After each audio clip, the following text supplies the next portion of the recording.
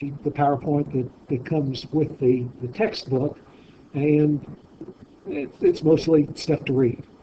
Um, and it's not maybe the worst thing. It does provide us then maybe a checklist of what should we have got when we read chapter one, or what will we get when we read chapter one, and go from there.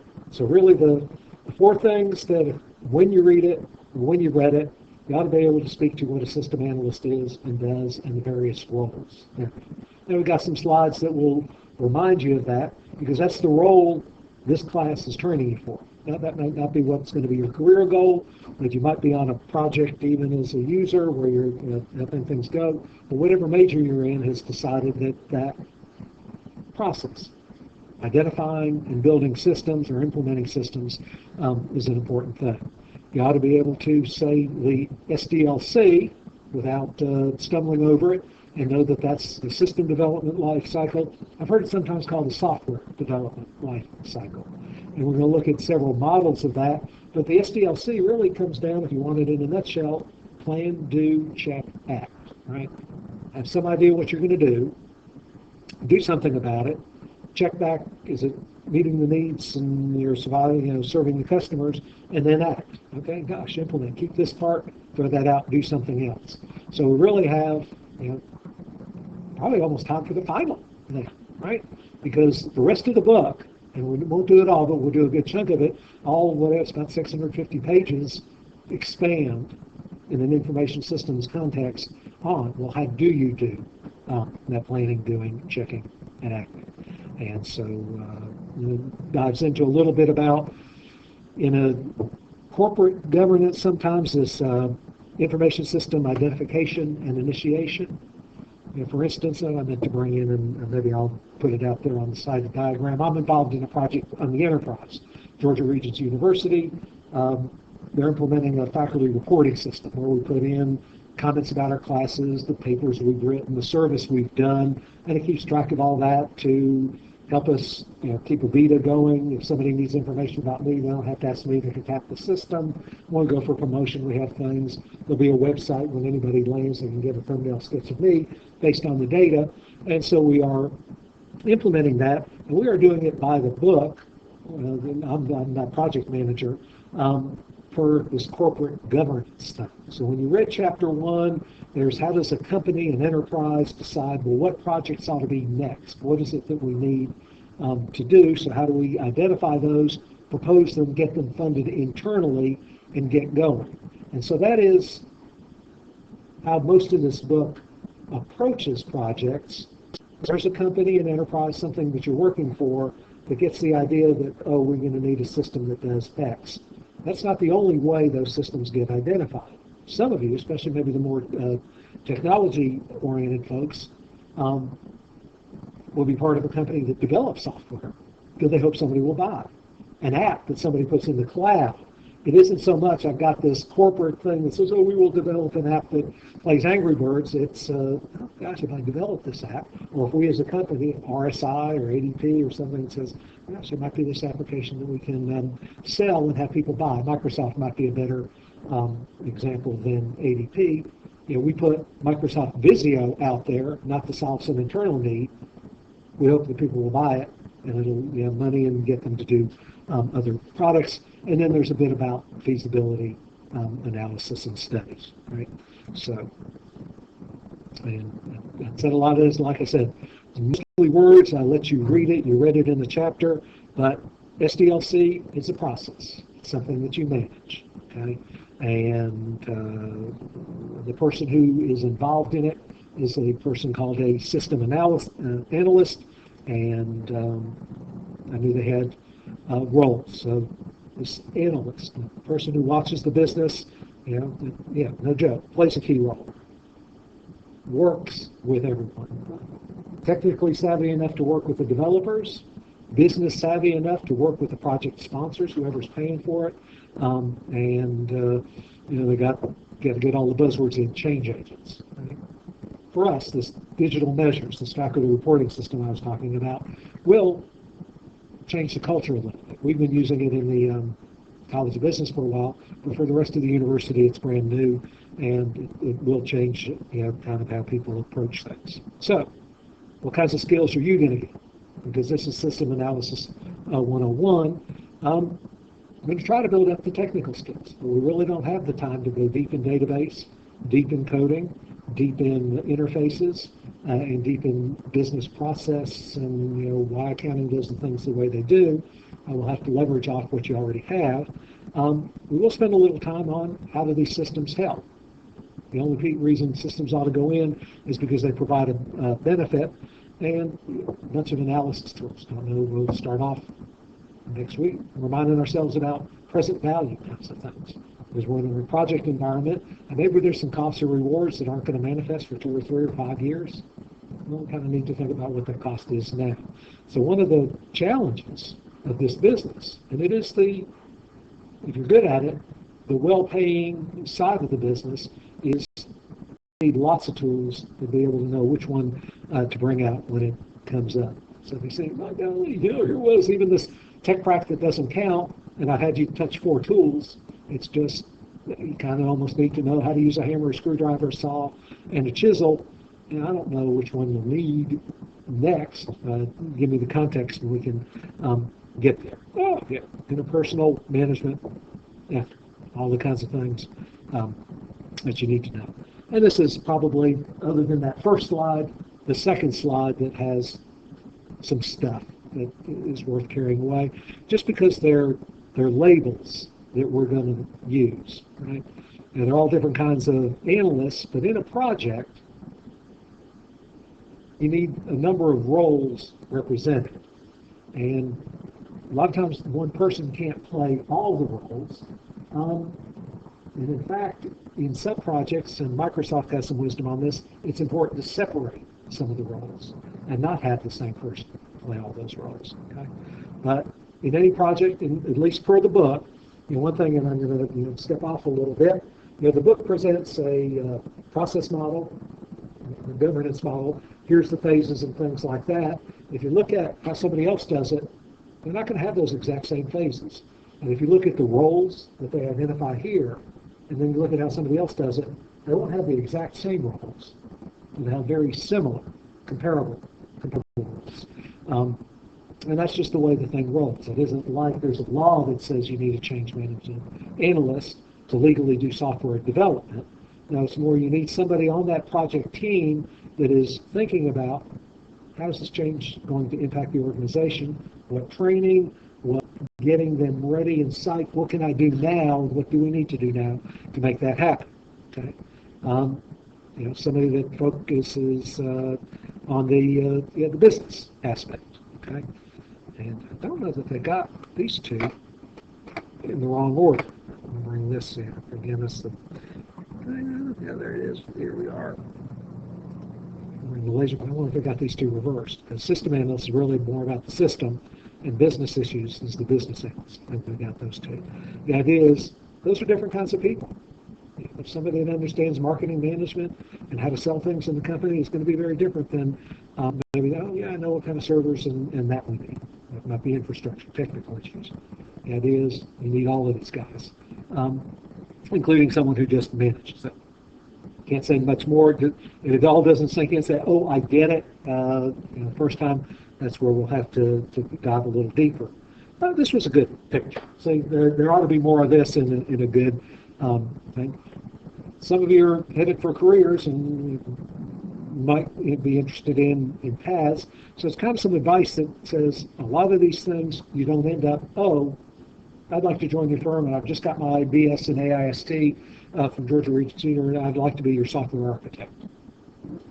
Being a software architect takes some experience, and this is really just kind of identifying the paths that get to the software architect, to kind of probably spend some time as a infrastructure analyst, what equipment, what servers, what capacities where, and probably started off as a programmer, right? If you're an MIS major, an HIA major, you're probably more in this kind of role, and probably software architect is something you can't aspire and don't want to. You wouldn't have chosen the major that you did if you got there. So just realize in anything that these roles and names aren't something you start out being. It's a place that you end up. These are kind of the broadly classified the first jobs out of the gate. This one, if you can commit to memory, this is the books SDLC. So we had phases in that project. It says if you're going to do a system development, the life cycle that they recommend is first you do something, spend some time planning. Part of the book breaks down, well, what really should happen in that planning. Then you do an analysis. What are we doing? How are they handling those now? How should they be handled different? Do some design. Well, if we need to handle them different, what do we need to get there? And then an implementation. Okay, so it's not plan, do, check, act. It's plan, analysis, design, implementation. While we're there, and I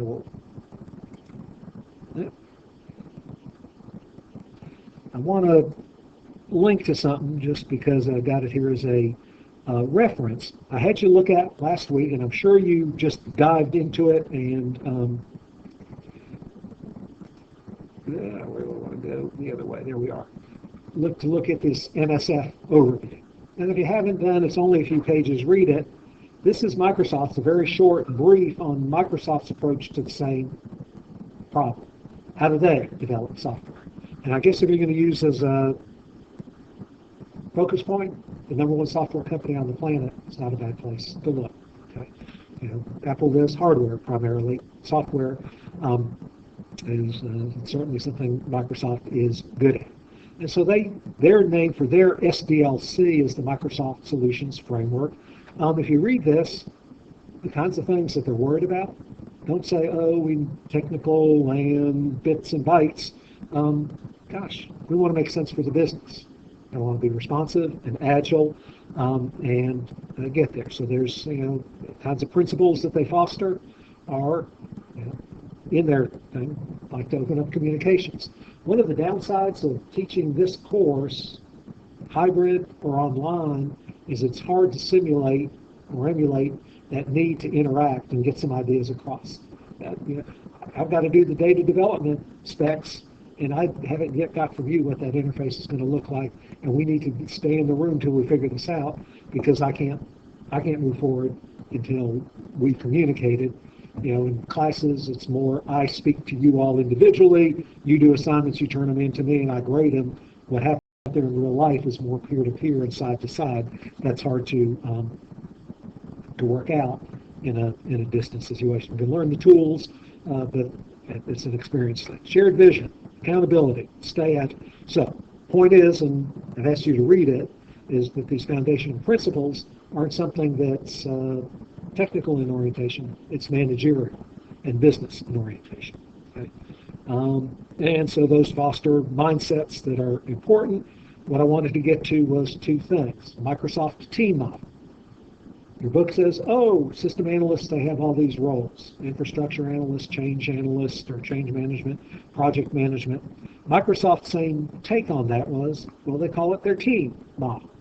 And they said in a Microsoft-oriented project, or their recommendation, their advice, if you're developing software, especially more of that software that you're trying to develop a package to sell, rather than maybe developing something internal, but it applies there too, is you ought to have roles like product management, whose job is to ensure business value, define the solution, meet expectations, and notice where these functional areas are. None of that says technology and coding and that.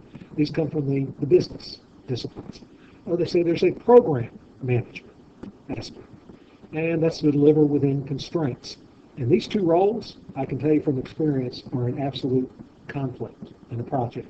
Kind of wish I'd had this wisdom when I was younger. I worked for Ernst & Whinney, one of the, and this is now Big Five in Ernst & Young, one of the big accounting firms, but in their management consulting services, we were doing an implementation for the financial accounting system for Prince George's County. It's just outside Washington, D.C., a $1 billion budget, a pretty big project. I was in this role, especially on the technical side, but we didn't label it that way. It's just kind of, I was responsible for getting the requirements and figuring out how we're going to implement. It was a package implementation to make it work for the needs of the client. That's my background. Claire Kelly, my supervisor, and was more worried about project management. Okay? Project managers are, we need to get it done, we need to get paid. And that's an important aspect. Well, we butted heads through the whole project. And we worked some things out. Some of them, we both got a little silly about the argument. But the point is, you need both of those aspects going on. Even delivering an assignment, to me, there's the product management side of you that's thinking, okay, what did he ask me to do? And have I done it? Have I done it in a good way? Am I going to get an A from this? And thinking about what that product is, there's that program manager, which is about a project management, that's saying, okay, yeah, let's do it midnight on Sunday. There's some good football coming in on Sunday, so I need to get it done here. And it's time's waning. It might not be perfect, but I've got to do this because I've got 3 other classes and a family and other stuff. You're managing that time, and both of those need to go on, and you do it naturally. The idea of this T model or the system analyst roles is to elevate that. So what Microsoft suggests is that there's 7 roles that need to be played. That doesn't mean necessarily 7 individual people. Okay? It might be, we have 2 folks in project management, 15 in development, 2 worrying about user experience, and you can read these, but you're going to run into a question somewhere coming along the line. I think it's in the first Tech Prac, which is due in a couple of weeks, where I ask you to compare and contrast what the book had to say about the various roles and what Microsoft had to say about the various roles, and identify where they're similar and maybe where they differ. They're both trying to solve the same problem. They didn't use the same words, but there's a lot of overlap. Okay, so the part of the point is where you go to work probably has their own SDLC, and I don't know that they'll label the roles exactly this or exactly the other thing, but they will embody much of that. Similar to in our book, it says these are the steps in a system development lifecycle. Okay? And that's a good take on it. Microsoft says the steps in a cycle are envision, plan, build, stabilize, and deploy. Well, both can't be right. One of them's got to be wrong until you kind of crack it open a level and say, kind of saying the same kinds of things. Maybe elevating certain aspects of the project a little more. I kind of like this idea of envisioning before you plan, and that's where Microsoft, to me, adds some structure, and we will be using some of the principles from their envisioning in some assignments. But the biggest point is that this SDLC, they're mostly saying the same thing. There's some version of this, think about it, design it, put it out there, and then react to what goes on, and they call it their governance track, and if you need some ideas of what goes on, because I ask you to do the same thing in Tech Prac 01. Take the books, whatever it was, planning, developing, that's planning, analysis, design, and implementation, and compare it with what Microsoft suggests is envision, this, that, and the other thing. And if you've already started on that software development course in MVA from last week that I assigned, then you find out there's yet another. They've got 5 steps in their process model. Forget what they are because they're going to be similar to this. And so they label them a little different, emphasize different things, but part of it is not so much that there is a right answer, that they're all trying to get it to that same thing, and then you run into somebody and they might just be doing it a little bit different, and it doesn't mean that they're wrong or just a concurrent slide. So I think that's that. And so we got some slides right. Why? I can tell this next slide from this, so I'm not going to beat them up too much. If I have this, you already know that. But some terms, and the terms are important. Each of those steps, and the sub-steps in there, end up with some, and it's documentation, diagrams. Fancy consultant speak for those things that you develop. They're called deliverables. So you've got 4 deliverables in your Tech Prac 01, 3 Visio diagrams and a project plan. And that is the work of system analysis and design, is usually developing documentation, guidance, and the other hard work is all the stuff that you do at the time, but the tangible realization of what you do today. Well, okay, I did a design document. But deliverables are just those, it's a fancy name for what it is you deliver. And I'll let you dive into the book a little bit, but realize that every one of these big phases in anybody's SDLC is divided into subphases. Somebody's thought about what needs to happen. And so there's the project initiation and project management setup, a little bit about the analysis phase. So just like I said, you can read this yourself and you have it for, it kind of breaks down the pieces. And so we'll kind of back into, and what you're going to do this term is develop artifacts that represent what comes after. Biggest thing about a project is it either solves a problem or pursues an opportunity. Either makes us money or addresses something. Nobody says, boy, let's install a new ERP or a faculty management system just because we don't have anything to do, so let's do it. And some good business, well, gosh, we might get some leverage of new technologies. It might be something we're doing. Well, BPM. I'm going to leave that, but I understand when you see BPM, short for Business Process Management, and that is really the way of the professional management type world these days. You really manage processes and not tasks and not individuals. How is it that we go about getting things done? What are the touches on the customer? What are the byproducts and assessment points?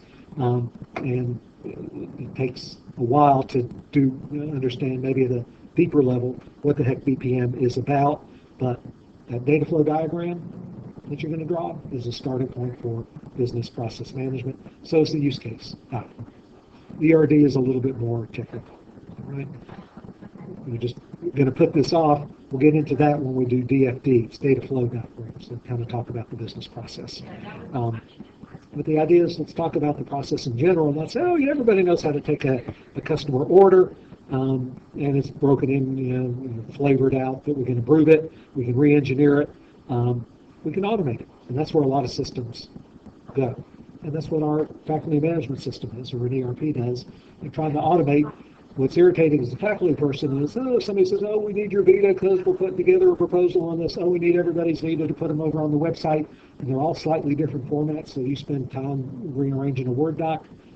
If this faculty management reporting system works out, then we have to focus on, let's get our stuff in. They can get somebody to do the different formats. In a project, there's a key person, project sponsor. Usually not somebody who's going to use the system as much as determines the scope and then maybe pay for it. Right? Our provost, Gretchen Kaufman, is the sponsor for this faculty management reporting system, but she's not going to do really elective work in it. So, got a little bit about the role of a project sponsor. The book kind of goes into the formal aspect of doing what's called a system request. We'll be building some of that ourselves. So kind of why I'm just kind of clicking fast through them. This all comes, what's the business requirement looks like. Easier to understand when I make you do one than it is to stand here and say it's what the system needs. But, right, so the system request starts on requirements. The other significant part of the starting off of a project is, a system development project, is assessing feasibility. Do we believe we can get there? And what reason do we have now to believe that the project will be successful? And what are some of the risk points? And I think your text breaks it down to 3. I always like to break it down into 5, but I'll stick with 3 that they have. Mine had TELOS. They talk about technical, economic, and organizational. Technical has to do, if you got an idea, can we really solve it? Can we write code? Can we build databases? Can we buy software that really does this thing that we envision? So if we just say, gosh, I'd like a robot that does all my homework, okay? Or I'd like software, if you read the cartoon on our landing page, that tells me what my requirements are. You can't do that because it's just not there. It's not technically feasible. That's why it's joke. Economic is bang for buck kind of thing. Right? There's a technical solution, but it's $1 million system to solve a $100,000 problem. Silly. Would you like us $100,000 solutions to solve $1 million problems? But how can you get a sense of the cost, the benefit, especially soft costs? People will they just have a little easier time reporting their faculty accomplishments. That's hard to monetize. Okay, organizational feasibility, which is probably going to be the biggest stumbling block just for this particular faculty management reporting system, is getting will the people use it and understand how to use it and make it go. Here at the College of Business, we're kind of used to some of that business process and getting data in, but yeah, and not to take away, but in art, the communications person, they probably don't think about the systems kinds of things, and they'll probably understand the why of it, but getting used to the how of it and making regular reports of here are the deliverables or here's things that I've accomplished. And so it's easy to say these are the feasibility aspects. Harder time to, especially you're just all learning, even for me, have some confidence now. We're going to get to the end of the project and succeed. A good 50% of SDLCs fail, especially if they're ERP types of implementations. Part of that is maybe not a good assessment up front of where they could get there, but it's still good. It's just one of those things. They still pay off more often than not. So, and then your book goes into detail of each of those that you did. Okay, and then so economic feasibility is gets into this cash flow. Anybody had Finance 3400 yet? An NPV? Oh, no. We'll have to do a little bit of net present value. So there's this idea that cash flows in, cash flows out, and it goes over time. So one of the biggest ideas, and we'll have an exercise to work on this, good old TechCrack 1, it's due about 3 weeks from yesterday, so it's we have TechCrack 00 due Sunday coming up, then Check 01 the Sunday after that. Sunday after that is TechCrack 01. And if you look in there, we'll be doing some NPV, part of the content then, so don't panic. Oh no, he says I need to know it. The idea is if I owe somebody $1,000 in a year, I don't have to have $1,000 now. I can put it somewhere. It's harder to find good interest rates these days. They talk about 6% in the book. There's no place I can park it and get a sure 6%. But I could maybe put $900 in the stock market and have a good chance of having $1,000 in a year. I might put $950. So that cost that I'm going to undergo in a year doesn't cost me $1,000 now. It costs me a little less. Same thing. If I get a benefit in the future, it's going to be discounted. Somebody that's going to give me $1 million in a year, that's a good thing. That's not like having $1 million now. Right? So think about it this way. Do you think anybody would give you $1 million now and ask, oh, I want it back in just $1 million in a year? No, they want interest on it. In fact, there was, though, something like a grantor that did exactly that. For some period of time, you have $1 million, you owe us $1 million back in a year or two. And you can do a lot in the meantime. If nothing else, you can park it and certainly probably get about 1% interest, maybe more, 2%. So you're talking $20,000 a year for doing nothing. And then you give them, there's $1 million back. You can probably do more with that, either investing it wisely, maybe starting up something. But anyway, that's where this cash flow analysis comes in. In my humble opinion, and we'll do a couple of exercises with it, it's overstated in terms of the important relevance to this course in software development and design. The idea of discounting future flows, it's not unimportant, but they make a bigger thing of it than is important. What is important is getting some estimates of what is this system going to bring us in terms of benefits and why, and our outline. It kind of gets into the why we're doing it. What are the real total costs? Some of them are very easy. We'll need 20 to make a lab. We'll need 25 computers. We'll need site licenses. We'll need printers. We'll need paper. You can figure that out. But there's some maintenance costs, so we can probably take that as a percentage. But that's more of a guesstimate. What if obsolescence costs? Well, if we buy state-of-the-practice computers now, in 3 years, they'll be obsolete. And what went from a great spunky new lab looks like a crummy old lab. And so there's just that sense of that's a cost. Those are soft, and those are harder to estimate, but you still got to make the stab and the try, and that's the hard part. So, the book spends a little bit more time than, I guess, it familiarizes with the tools, the idea of a return on investment. If we invest $1,000 and something brings us $1,100, that's a 10% return on investment. Break-even point, if we invest $1,000 in 2 years, we've recouped that 1,000. Make it $1 million. How long does it take to, from that cost that we undergo, or the cost we're undergoing, to break even and then maybe be in the black for the project? So there's some standard kinds of things that go. One of the reasons, this is again in my opinion, books on system analysis and design and some of the soft things emphasize this. This feels tangible and real. And we can calculate this, and if I tell you in 2 years we're going to have a cost of $10,000 and our rate of return is 5%, everybody in the class can calculate this out, and we get, oh, this is what our cost is today by doing that. And so that's a nice closed problem. The hard problem is, do we capture the requirement? Does this particular thinking of the process of the use case and how the flow is going to go, is that going to sell to the customer? And that's the real question. But it's a little easier to do this. But sometimes it does come up. So I don't want to say it's worthless, but it was worth maybe in this chapter. To me, it's kind of worth one slide to say, oh, here's some costing strategies that you need to be aware of. And they took about 5 or 6, right? So I just think they played it, and so the identification. This part is important. What are the categories? And so we'll do some exercises. In fact, you get to do a little bit on your good old TechCrack 1. It's making up, you're buying your own PC. But what are some of the getting it costs, maintenance costs, operational costs, tangible and intangible benefits? But if it doesn't pay for itself, then it's not going to be worth doing. And so we need to apply some business sense to it. And so, like I said, they, to me, at this point, go on a little bit much with the costing things. Not unimportant, but it's not as prominent as that. Organizational is absolutely. Technical is usually pretty easy to say aloud. Okay, we're going to buy a solution, we're going to develop a solution. Maybe there's some risk. Maybe we've never done one like this before.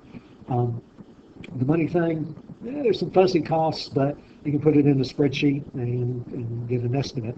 Knowing whether the organization can adopt it and will it be effective, or sometimes the organization just isn't ready for a good solution that works. A particular case, this was many years ago, I was asked to help the multiple listing service. And what they do is when people put houses on the market, this is before the internet now, 87, 88, something like that. When somebody wanted to buy a house, they would find a realtor. The realtor would have a phone connection, an acoustic coupled modem, could go into the multiple listing service. It would be this paper thing, would come out that I wanted all houses in Columbia County with a swimming pool, 5 bedrooms, and sell for $50,000 less, and whatever. Right, and you didn't find any, but it would do that sort of scanning, and so here are the properties, and maybe they'd go out and visit them. But you kind of had to work through a realtor to get that. The realtor paid a fee to multiple listing to get that access capability. As a consumer of houses, I probably had to. That's why I had to depend on a realtor. Now I can go to the internet and there's more and more things. But before that, MLS in Augusta was considering updating their system to something that's a little more like an internet application. Realtors could, on a screen, do some of this screening themselves, kind of filling in blanks and pushing the button. Could see pictures of the properties. Okay, now they'd have to do this not through the internet work, but kind of a local area or wide area network. But there was a networking solution that they could sell some other things. Pretty cool. Link up to the banks when somebody wanted for the time. And there was software to do this. They could probably scrape together the money to do it. So I'm not sure what the benefits would pay, but then they could charge more to the realtors for this service. It kind of got a little fried with me when I said, so it meets those, but your organization, multiple listings, you want to run it, it's not organizationally feasible. I didn't quite understand the concept, but I went into it a couple of levels. I said, you're not an IT shop. Which right now, they had somebody who spent 4 hours a week managing the technology on the very easy to maintain database. If they'd gone to this other thing, they'd really need a full-time and a full-time and a half, new kinds of equipment, new kinds of processes, and they said they really didn't want to have a full-time IT person. And even the mechanics of it. So it was one of those cases that I just said, I don't think you're ready for it, even though it's out there. At the end, they kind of agreed or went down that decision path, but it was a little hard to tell this client. I didn't get too much out of it. I think some Carrabba's coupons or something. Carrabba's wasn't even here then. Some restaurant I was doing it sort of just as a favor, and to expand and be part of the community in that. But it's hard to tell your client you're not ready for this. But that's what organizational feasibility is about. And so there's that. So those are the kind of the high points. So as you